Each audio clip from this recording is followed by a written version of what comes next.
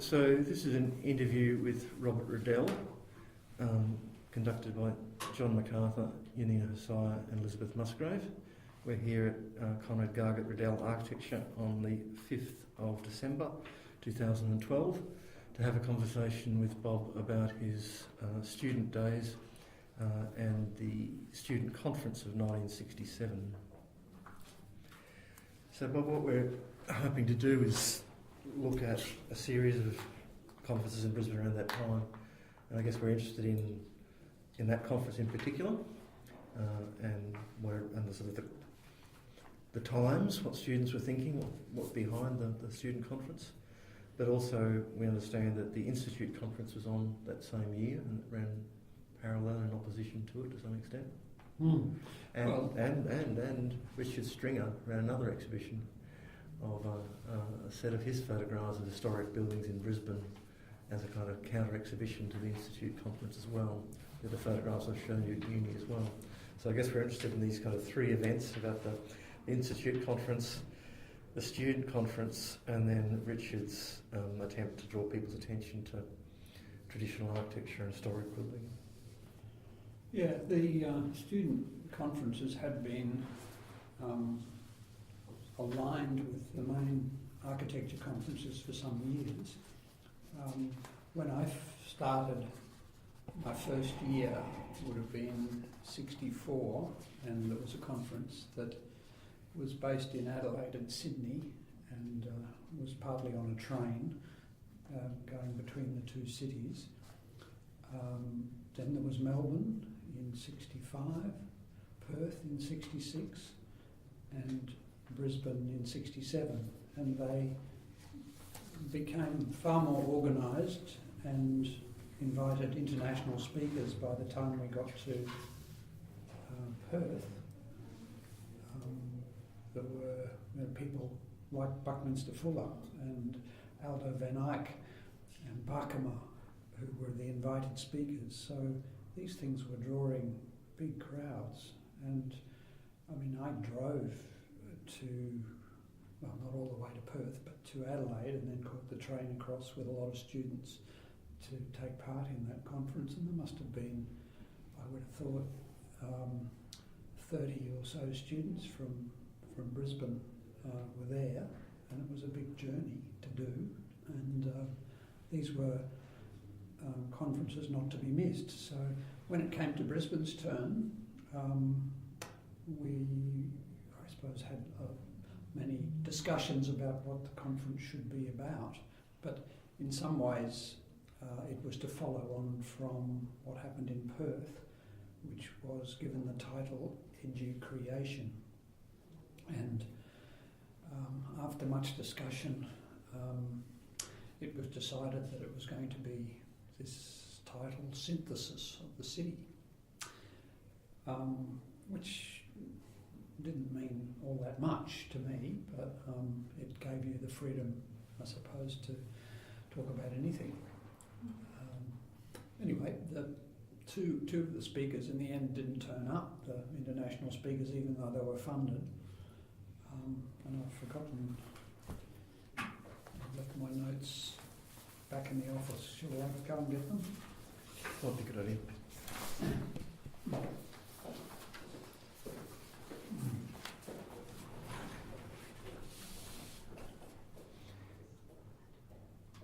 Do you want to check that's actually recording? Yeah.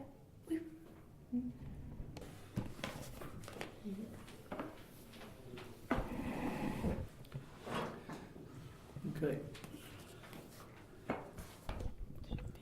Yeah. Oh, okay. It's recording. Okay, so Bob's returned with his notes. Just remembering who was invited to that conference. Gio Ponti was the star, and at the time he was 75, but very well known for things like the Pirelli building, and as the editor of Domus. And he was certainly well listened to. People followed him everywhere, and I think he enjoyed himself immensely being here. Stefan Wawerka was a no-show, and Harry Seidler stepped in to take the place left by him. I think Harry Seidler was here because of the other convention, so, but that may not be correct. He might have come specially. There was somebody called Gilbert Herbert, who I don't remember much about, but I think was English, and Paul Ritter was a no-show, and he had been very prominent in the Perth convention, and he was, I think, the town planner of Perth at the time. And then you had James Birrell and William Gately, who I don't remember anything about William Gately. But the student conference ran for a full week, whereas I can't remember how that compared to the Institute's one. And the Hammerson building was the sort of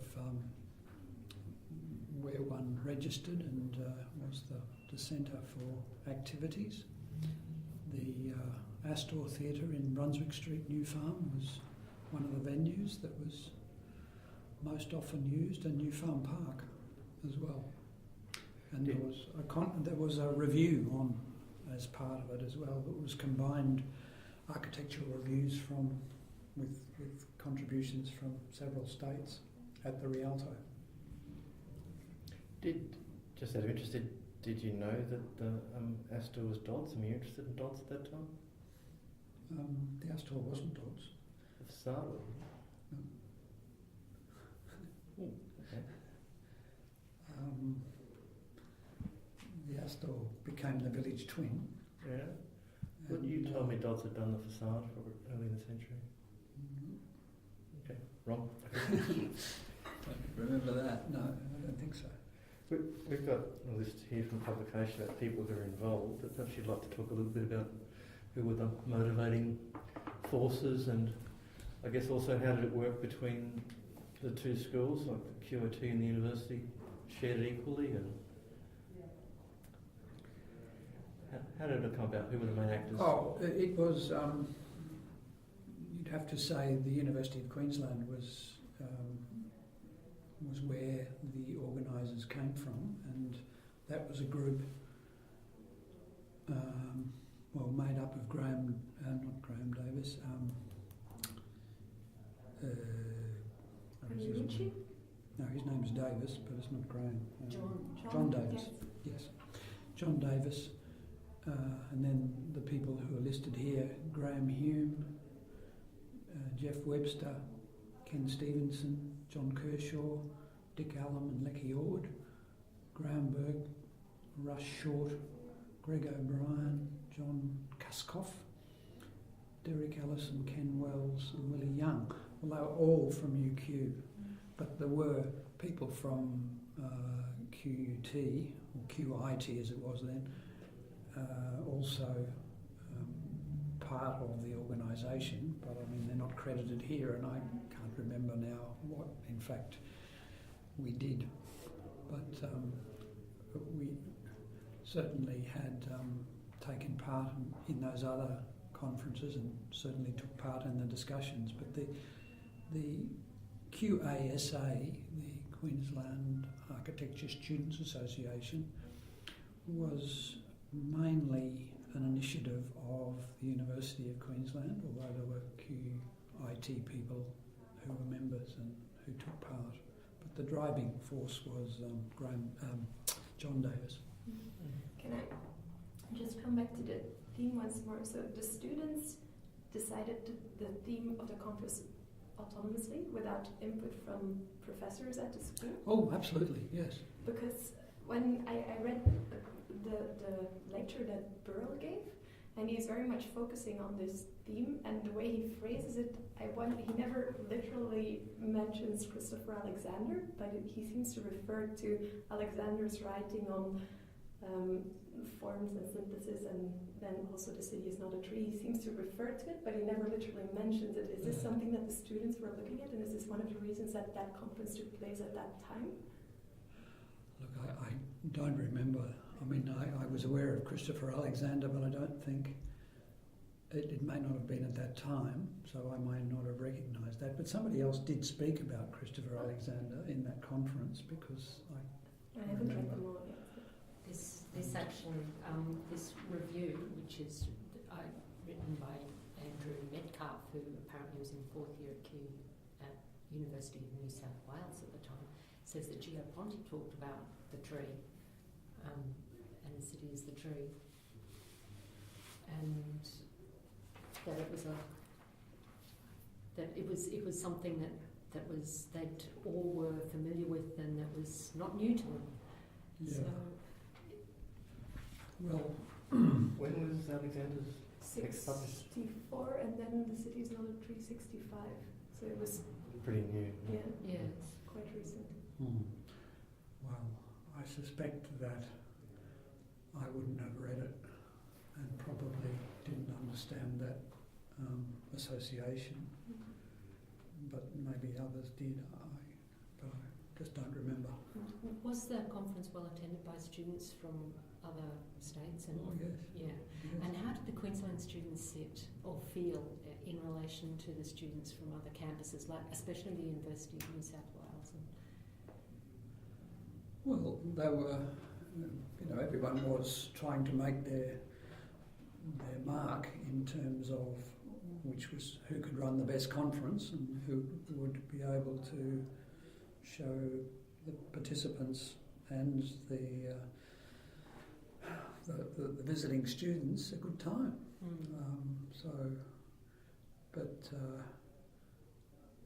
They compared very well to the conferences that I'd been to, although Perth was gigantic, and I'm not sure we had those numbers. Yes.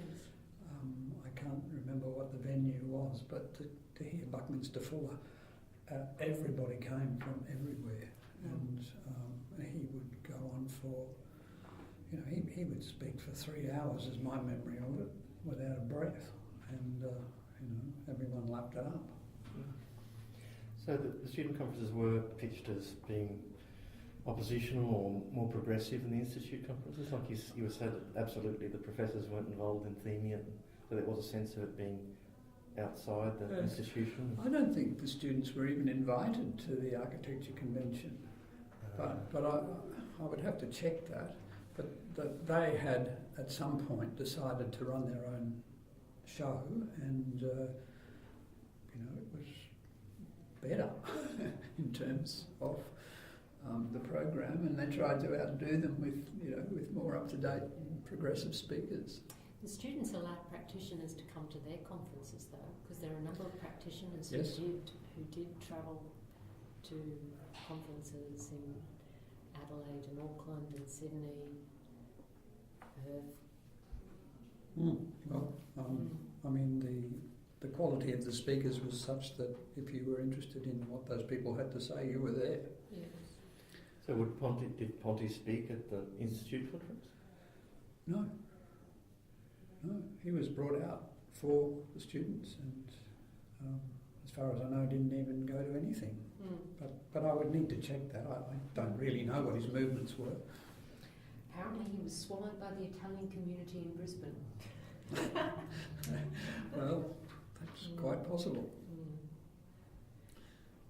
I just remember, he was wearing this brown corduroy suit, the like of which we'd never seen, and you just thought, oh, that's the way to dress. And it was May, so it was getting a bit cool, but this thing was about an inch thick. He says he apparently started his lecture with, "In honour of Australia, I have my kangaroo tie on." Must have been interesting. What do you remember about the week?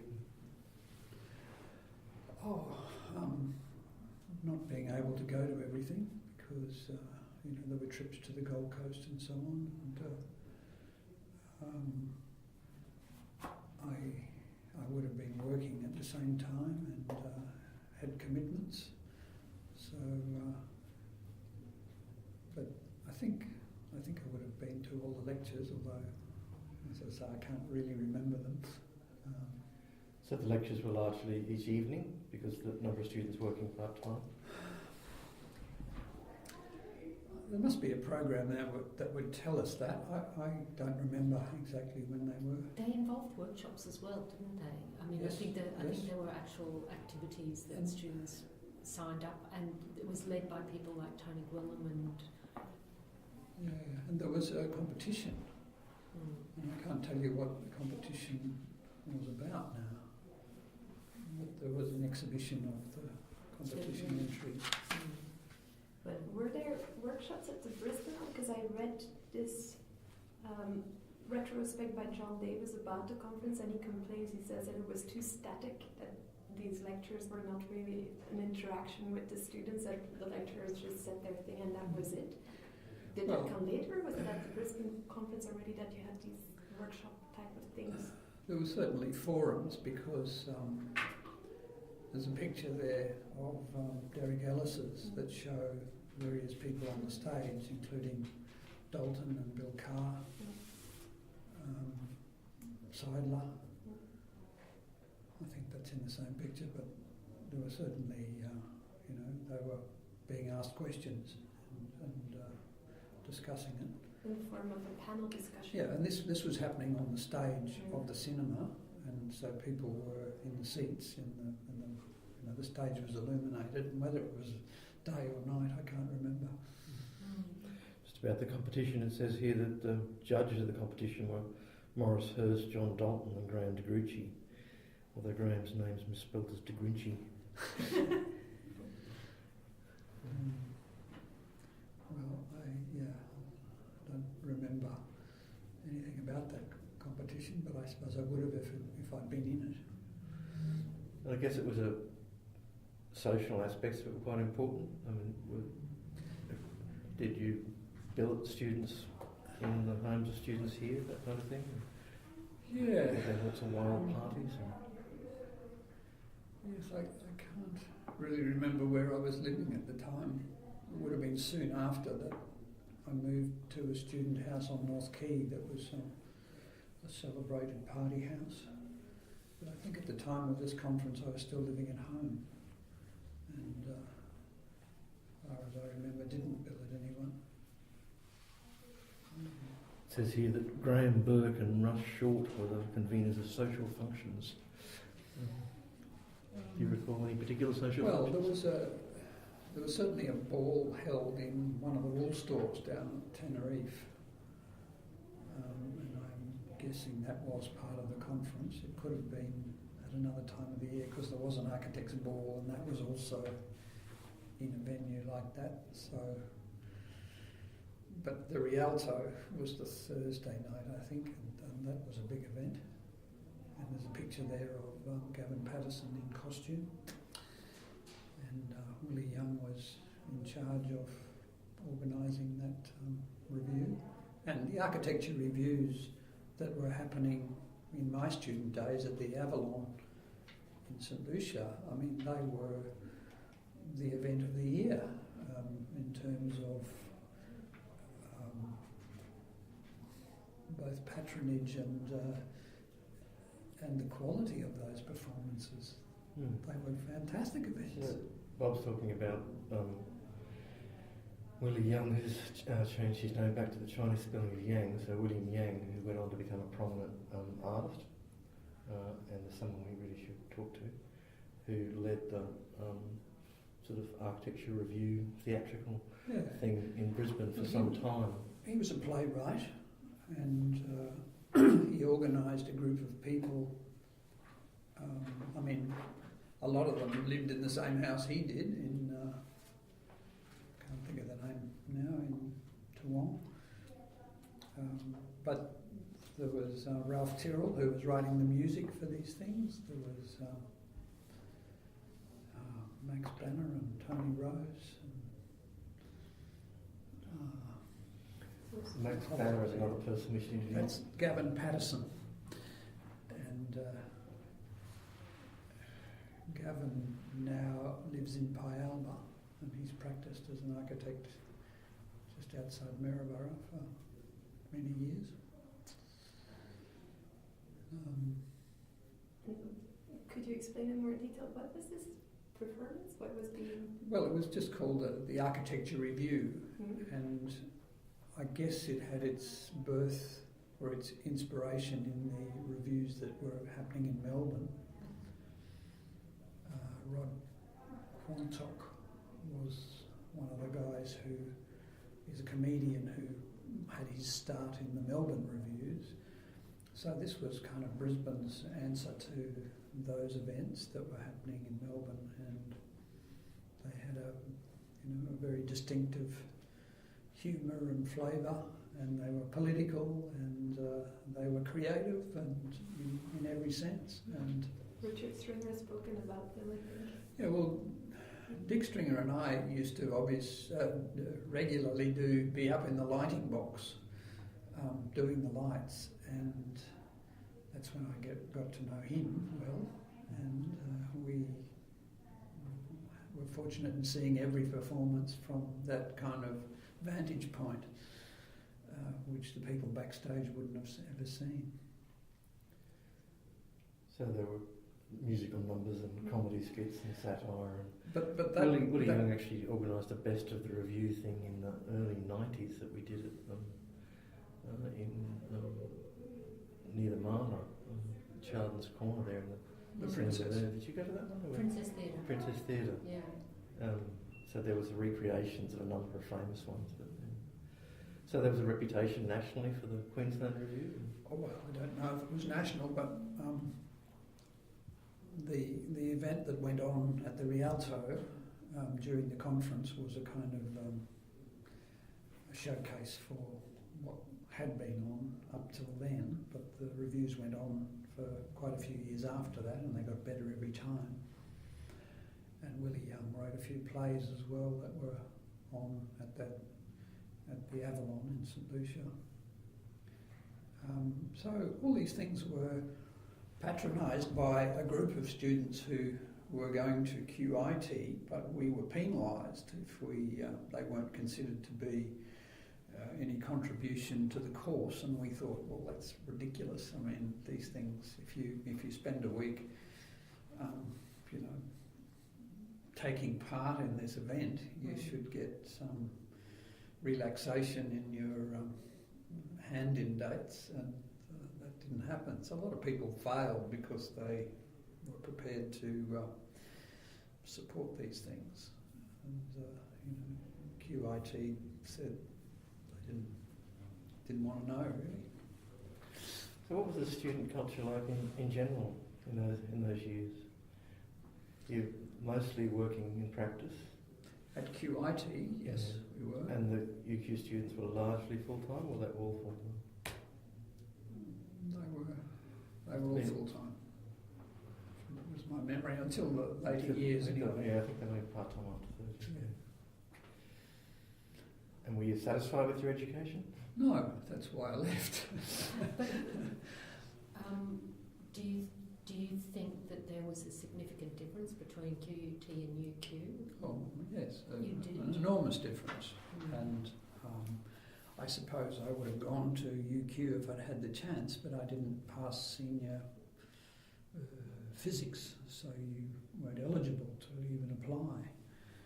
And with QIT you could start the course, but by third year you have to have had that, you had to have passed physics at senior level, and I sat for it, I think, in my third year, and I think I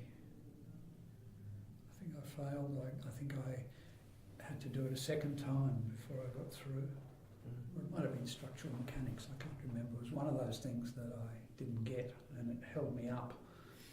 So it took me, to get to fourth year, it probably took me 6 years to get to fourth year, and at that stage I decided there were better places to be, and along with a few of my contemporaries, we all made arrangements to go to other places, and we headed mainly to England, but by very different routes. Phil McMaster got on a yacht and sailed to Fiji and then across the Indian Ocean and got shipwrecked and finished up in South Africa, and took him to get to London. It must have taken him about 6 years, and he arrived with a family. But this, you saying you weren't very content about your education. Was that a broader sentiment that lived amongst the students?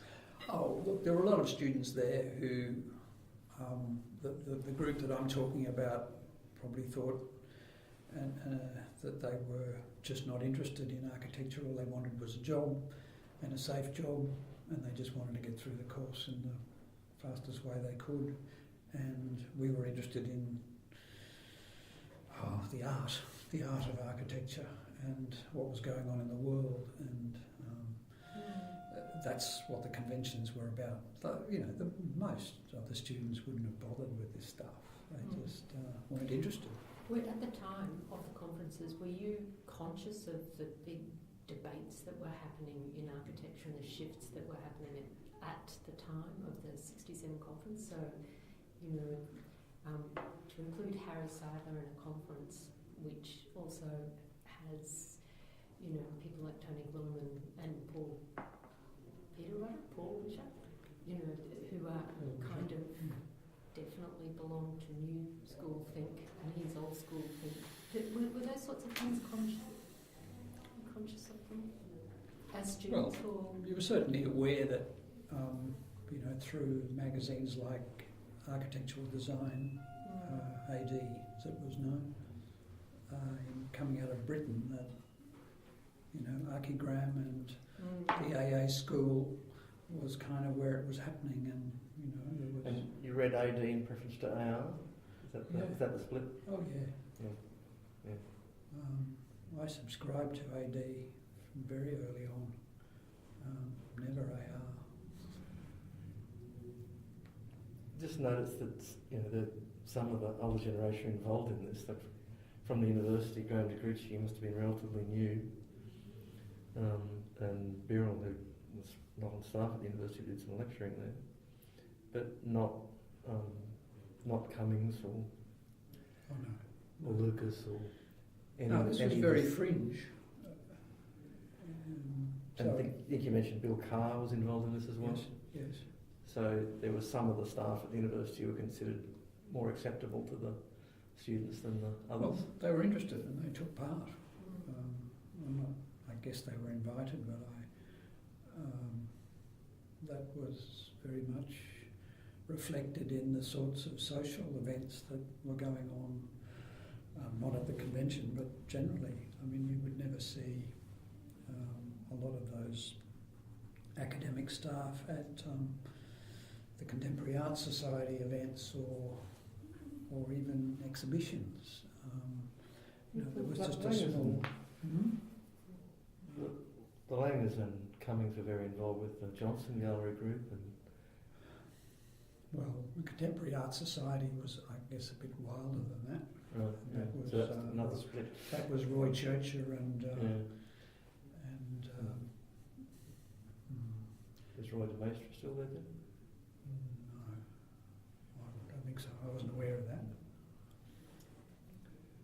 What about the more general political thing? I mean, it's the period of May '68 in Europe and moratorium protests against the war in Vietnam, and there were major sort of clashes at UQ between moratorium protesters and the police.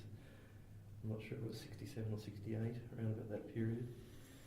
Well, 68 was when it was happening in Paris, with rioting and so I think it was on. slightly earlier. I think the big clashes here were before what happened in France, but there was a different focus too, much more particularly about involvement in Vietnam. But it was certainly, it was a period where, you had to make a stand and go out and fight for what you believed in, and you ran the risk of getting called up as well. So get sent to Vietnam, which is another reason to get out of the place. Yeah. Is that when you grew your hair long?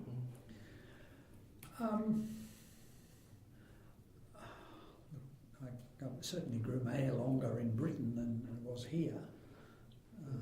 But the guys at QIT who were wanting secure jobs, they all have short backs and sides, and you fellas who were involved in the conference. well, there's a picture of a group of us in here, and I mean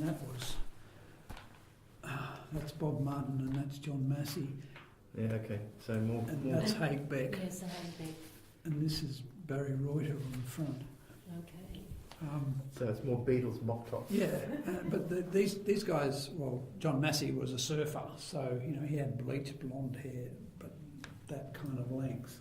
So the surfing culture was certainly alive at this time too. It had been alive earlier because it was sort of in the schools. But So progressive interest in architecture were at a social level mixed up with progressive politics and interest in contemporary art movements and generally students thought they had a role to find the meaning of life, to be out there being intellectual and working out on what to base one's philosophy. being prepared to fail your course in order to get an education. Yeah, because that was more important.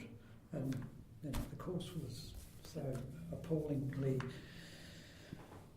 deficient in so many ways that you just couldn't take it seriously. I mean, you did it, but you kind of thought there's better things to do. In what areas was it most efficient? Was it because it was more like training than it was stimulating intellectually? And were there serious gaps that you've?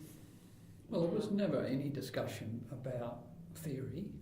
Okay. There was never any mention of modern architecture or the modern movement or any bad. history. I mean, So you're being taught by Charles Fulton and lectured on Roman architecture.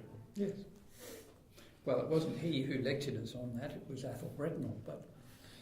But Athol Bretnell was quite a good modern architect. Yeah, but there was... Now, the studio work allowed them to have a discussion about how they might do things or what they thought was good design, but, it was all done at night after work in a very casual way, and you needed more than that.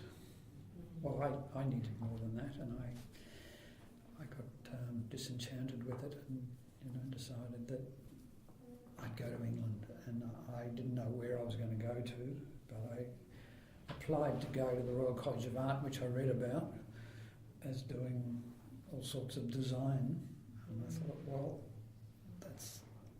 they're saying in this, there was Queen magazine, or Harper's and Queen, I think it was, saying, this is the best school in the world, and, people like Hockney were there painting, and Misha Black was teaching industrial design, and Hugh Kazan was teaching interior design, and there were all these fine arts going on, and it was the place. So I said, well, I'm interested in designing furniture, so I'll apply to go there for that.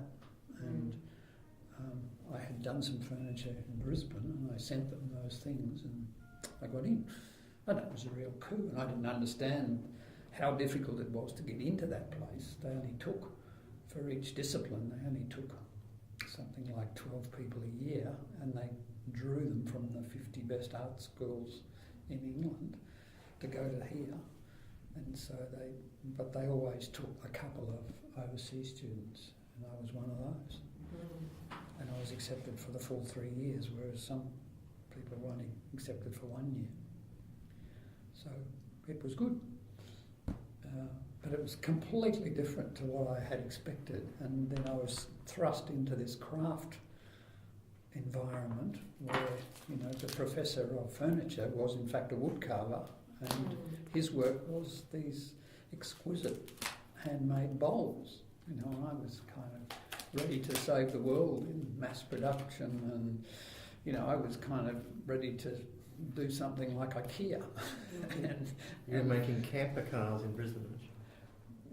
Yeah, well, that was kind of as a result of the sorts of things Tony Gwilliam was doing, and looking at how, what was the basic structure for habitation. And, this was habitation on wheels, the tent on wheels. So Has this got a relationship with your course? Were you doing this as part of your... Yeah, this was set, a basic human shelter Right. was the project. So Tony, somewhere in amongst Dalton's letters, there's a series of letters that he wrote. Tony Gwilym actually stayed on after the conference, and Yes, he stayed as on the academic staff of UQ for perhaps a year, perhaps longer, I forget. right, and taught in both schools, or No, not in QIT, no. okay. Were the student conferences, were these political issues also very much discussed during student conferences? Was architecture related to politics, and did that come through? Well, I think it would have, but I mean, I can't give you a specific example. It was just my feeling that it was, yes. Were you, because at the time, Queensland had this kind of oppressive political system. Was that something which you were conscious of, that other states didn't operate in the same way? Absolutely. Yeah. I mean, anyone who was aware of that probably left town and went to somewhere where the climate was a lot more palatable.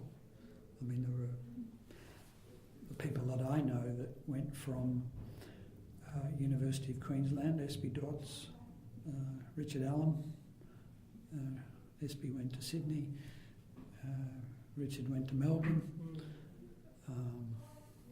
I mean, they were just people that I knew, but there were a lot of people who took off, and it was just, get out of Queensland. It's, it's a backward place. On the backward glance, quickly, did you see this exhibition of Richard? Do you remember at the time? He tells of his first sort of outing as an architectural photographer, first the exhibition as an architectural photographer, where he set up what he describes as a kind of counter exhibition to the Institute conference, because he was critical of the kind of commercial modernism they're promoting, and he wanted to show these examples of timber and tin architecture and the older sandstone architecture.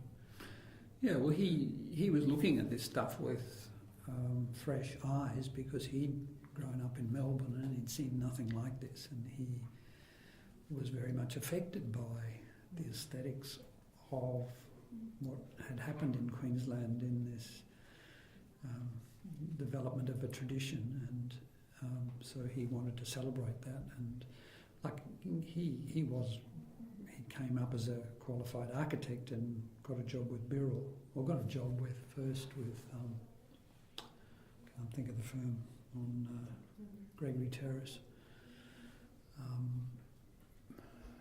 So, he was practicing, but certainly he thought photography was important, and he was out there photographing things and processing from the very time he arrived, which must have been about 1965, I think. So Richard Stringer didn't actually finish university in Queensland? No, he finished in Melbourne and came up as a graduate. Right. But I don't remember this exhibition, and it's, where was it? Photo Art Gallery, 131 George Street. Well, I don't remember exactly where that was. Must have been on the other side, down near the garden somewhere. Yeah. Okay, we just wondered if you'd been there, because it's interesting. It's at the same time as these other events. I think Elizabeth's got some material from John Dalton who will ask about it. John Dalton used to write pamphlets which he circulated, or the claim is they were circulated to students at QUT and QIT, and UQ, and they were called Broadside and Diametrics. Yes, I remember Broadside. And he also was the correspondent for Cross Section, I think. Yes. He one entry in Cross Section actually compliments people on the start-up of Scarab, so that must have been you were involved with that as well. But I guess I was interested to know whether the students whether students actually took any notice of them, because some of them were quite interesting, and he quite clearly was drawing from a range of different sources to actually make material which would be provocative to students and get them thinking about things. Yeah. Well, he was a great inspiration to students, both because of the practice that he had and the sort of his private life was pretty well known to students, and he was emulated, and he was celebrated as a womanizer, and had beautiful car and clothes, and he had everything that people aspired to, I suppose. And he used to only employ one student at a time, and you should be talking to Hagbeck, who worked for him for more than a year as that one person. Yes. And John Macarthur, in my year, was that person. And when I left Conrad and Gargett, I thought, well, I'm next after Haig, because I knew Haig was going off somewhere, and I thought I'll get that job, and John Macarthur got it instead. Yes. And because his girlfriend was related to John Dalton's Sue. Okay. Anyway, I don't know. There might be more to it than that, but John Macarthur got it, and I thought, I wonder why he got it. He's not so. So Charles Ham was another one. Was it?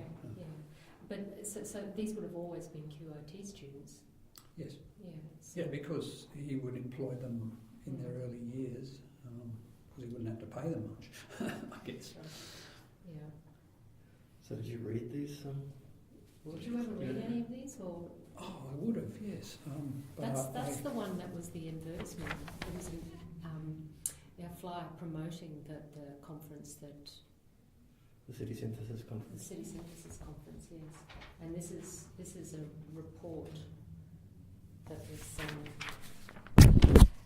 written apparently by Andrew Metcalf.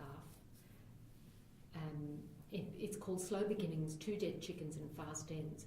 Now, dead chickens keep turning up. What have dead chickens got to do with films?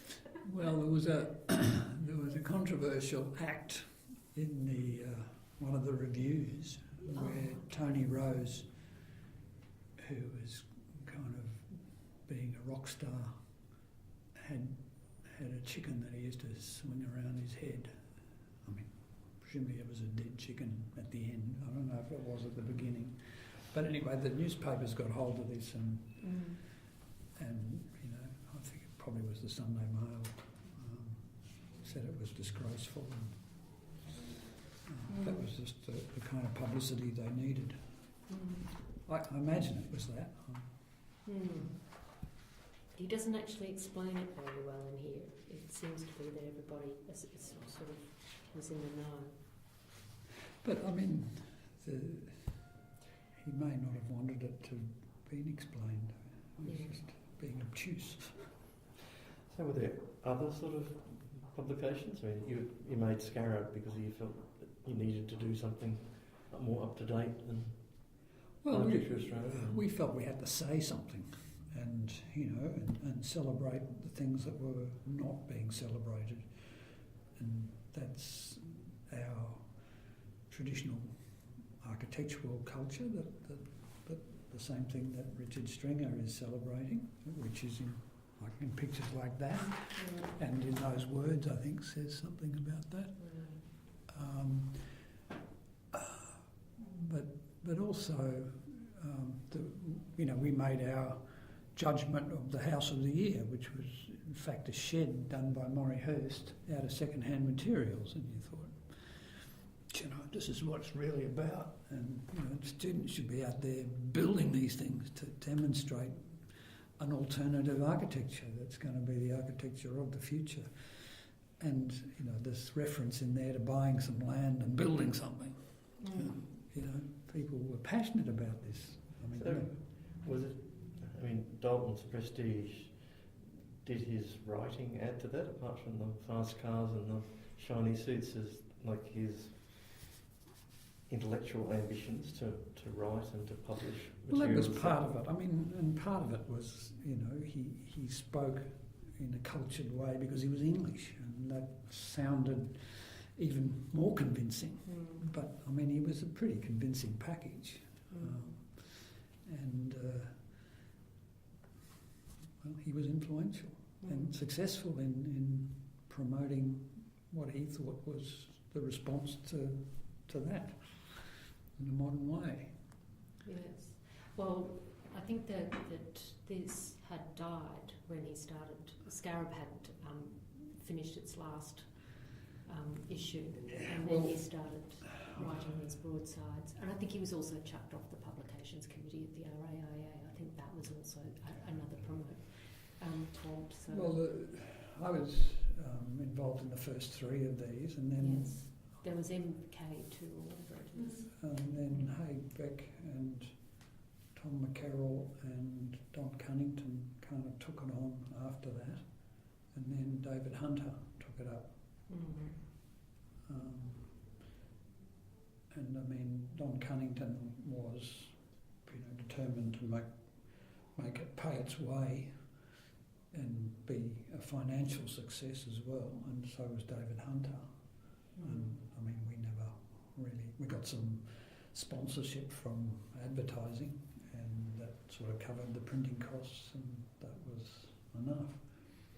But it used to take endless, late nights drinking cheap wine in somebody's basement in one of those houses in Spring Hill to actually get the thing out. But, you have to say, well, did it make any difference? I don't know. But, people like Dalton, if they knew that it was happening and sort of supported it, well, that made it worthwhile, I guess. I guess what student life was like interests us as well. Like your famous house on North Quay was not completely atypical. You talk about these other houses in Spring Hill, the group houses of students. Well, the basement I'm talking about there was in fact the offices of Lund Hutton and Newell, who had an old house in Leichhardt Street opposite where Conrad Gargett was, or Conrad and Gargett in those days. And we were able to use it after hours. That's why. Was your house at North Quay? But the house at North Quay that was architects and filmmakers and. Yeah, there were 3 students who took it on first, and it turned out to be a Robin Dodds house, which we didn't know at the time. But there's probably a picture of it in there, is there? Maybe not. You're trying to find it? Yeah. But there was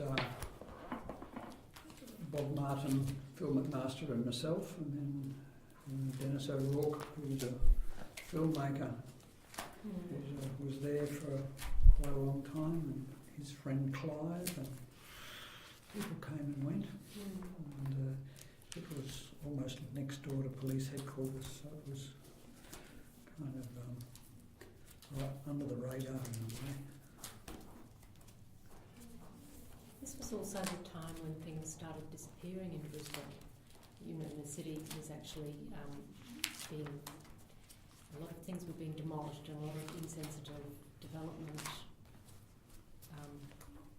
taking place. Like Brisbane was a boom town.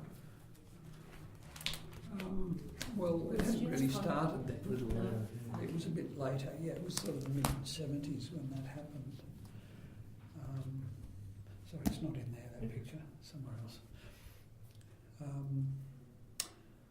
But the city plan was starting to get settled?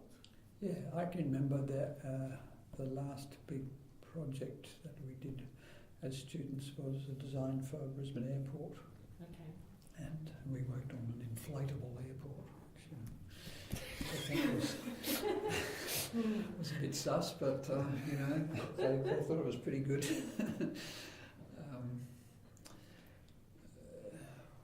me think. There were various other things going on, like the rail yards were shifting, or rather the markets The were markets. shifting, and there were Markets got projects for moved out, that, yes. and there were projects around the city hall, and talk about the art gallery, and so there were all these things that were going on, but didn't seem to be a plan as such. Yeah. I mean, the things that I remember more were, the first tall buildings that were happening in the city, Yes. and the MLC, I thought was, the best of those. That was, on the corner of Edward and Adelaide, and Conrad and Gargett were supervising architects, so I got to visit the site quite often and deliver drawings. But that was a design by Bates Smart, and it was different to anything that was actually homegrown here. And the AMP building was probably the next, the Gold Tower was the next modern building, but that happened sort of a decade later. The taxation building would have been built in that period too. That was a very good building. It says Com Works. Do you know who the designer is? No, I don't. And it may not have been someone in Brisbane. It could have come from anywhere. But just curious, I can see the cassette tape you got on the floor there. So that's a film you made when you were in the house at North Quay. Yeah. And You want to tell us about that? I can't remember the sequence, but Tony Airy was the filmmaker, and he'd been somewhere else, probably outside of Australia, and he came back and he was wanting to make a film, and he because he was an architect, he came to other architects who thought he might convince to be involved and to write a script, and we said, oh yeah, we'll do that, we'll write a script. And it was sort of based on very much the same angry young man that's in these publications, that education is appalling, and how are we going to learn how to live? And it's not a very convincing narrative about anything really, but there was, right next to the house where we lived was a disused warehouse, and so that was where it was set, in this kind of very surreal surroundings. So it's we didn't have, might have had some lights, but I don't think there's much in the way of lights in there, but people wore white so they could be seen against the gloom. What's it called? Well, it was called Happiness is a Three-Legged Dog, and I suppose I think I'm responsible for that title, but it may have well come out of some bigger discussion. But my memory of it is that that happiness was kind of central to all of our endeavours, and good architecture, good spatial experience gave you a feeling of well-being, but it didn't have to be perfect. You could still have three legs and have that well-being. And I was keen, following on from that theme, to have this conference on happiness and well-being and its relation to architecture, but I didn't have any support. So what year was the film? I don't remember, but it must have been prior to the conference. well, it may not have been. It may have come later. Right. I don't remember the sequence. And did the film have an exhibition? Yeah, it would have had various screenings, and I don't remember there being, an opening night or anything, but it would have been probably a pretty local affair. And what sort of reception did it get? I don't think it got any reception, other than the fact that, you've made a film, fantastic. No, it must have been after the conference, because it was made while I was at 303 North Quay, and it came after the conference. So what made you link those thoughts like architecture and well-being and environment seems to go with that as well? Well, I mean, you were grappling with, what is architecture about? What is important? And when you are present in a piece of architecture with qualities, that it affects you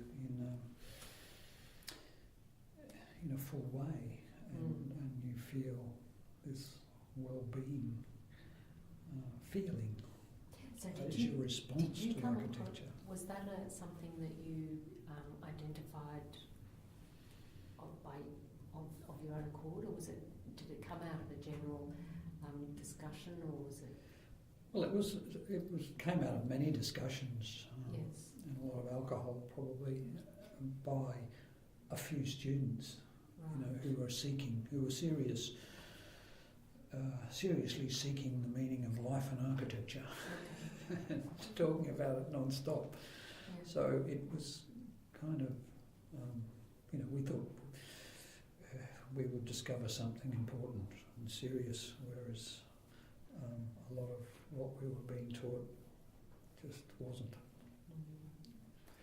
Just to return to an earlier point, just to think of the contrast between the temporary shelter, essential dwelling thing you showed us before, which is a fold-out Fiat 850, is it?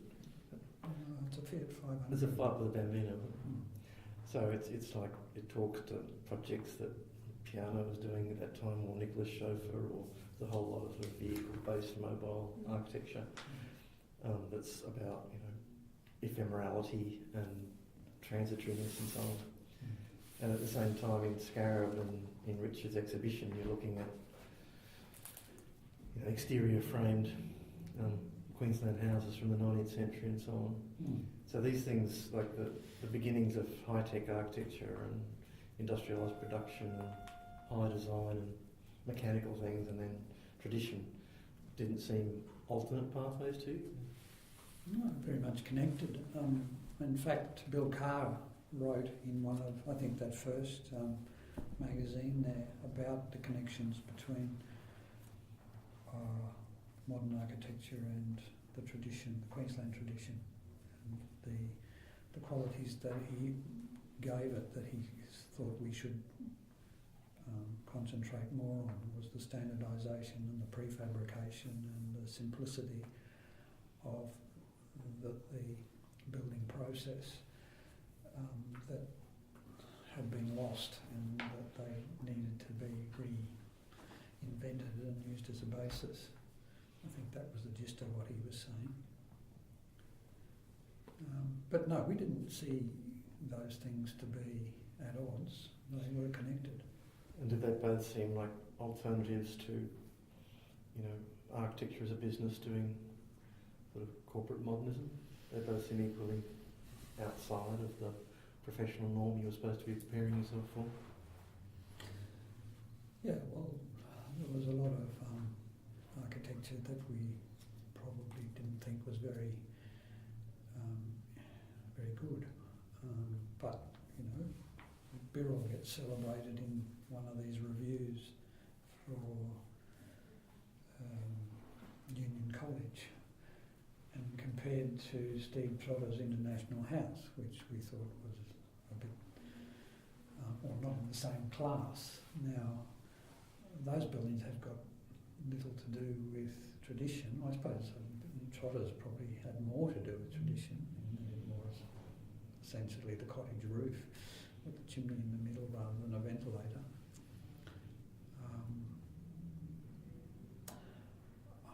I guess, as academic arguments, they were fairly confused, but I suppose you expect that from that level of development. Were there architects and firms in town at the time that you thought, well, definitely not what you wanted to do? Certainly. Which were they?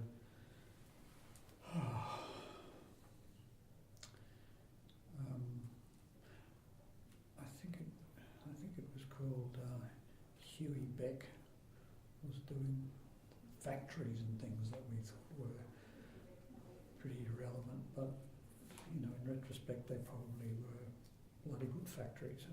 I think he was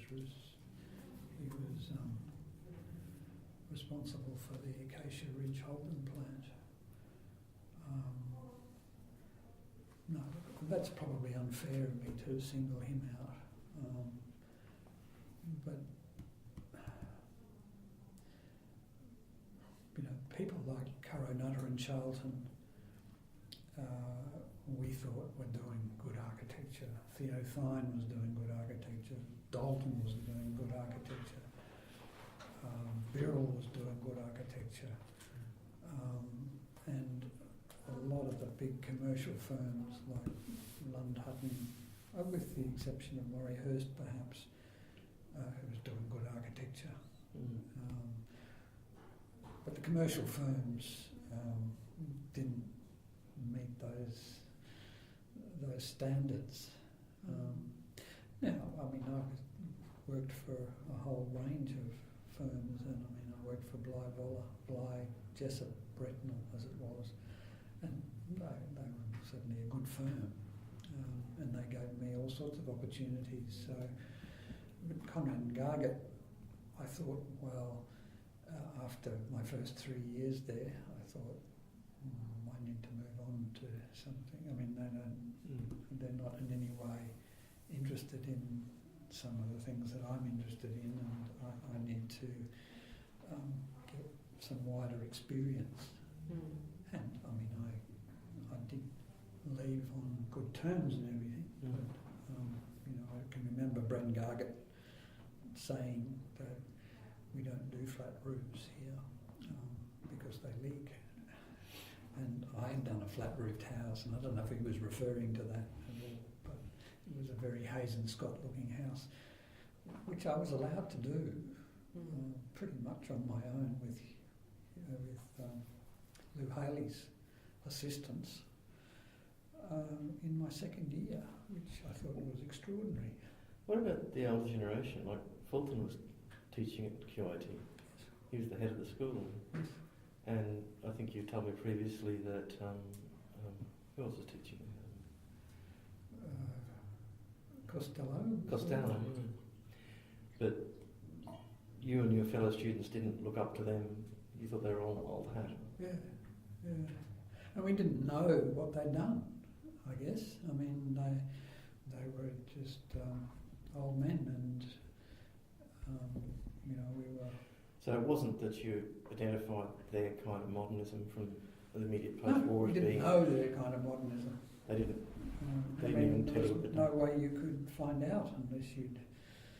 I suppose if you worked in the firm and went through the old records, you might have found out. But there was no other way of finding out. I was aware of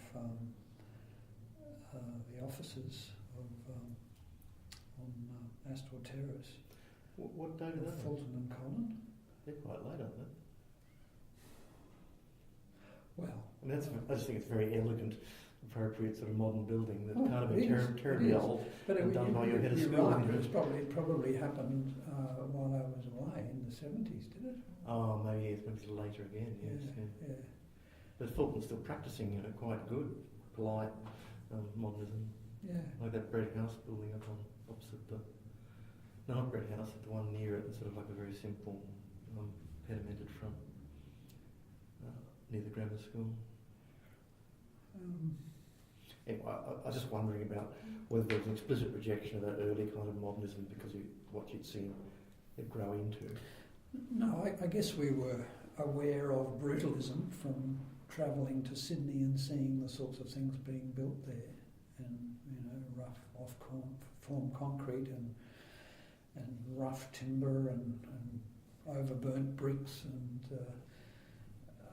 you were kind of wanting people to experiment with this sort of stuff and be aware of what was possible in that kind of look or aesthetic.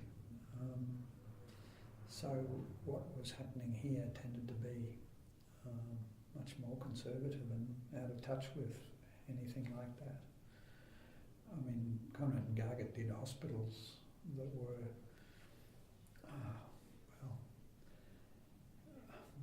they weren't, well, with the exception, I can remember Gabriel Poole came straight from Britain and worked firstly for Robin Gibson, and it didn't work out.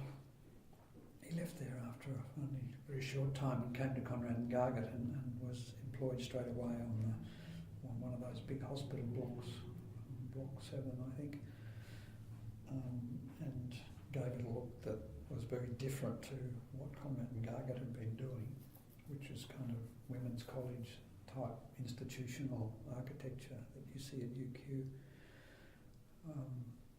But if you look at all their hospitals of that period, I mean, you get the idea of exactly what sort of architecture they were doing. And Keith Frost was probably trying to do something more interesting than that. And in fact, he did that little building on the corner here, which was an ANZ bank, which is still recognisable underneath what's happened to it as being quite an interesting little building. But unbeknown to me, wiped out a Robin Dodds building that was on that site, and I didn't even know about that in those days. Can I go back once more to the conferences?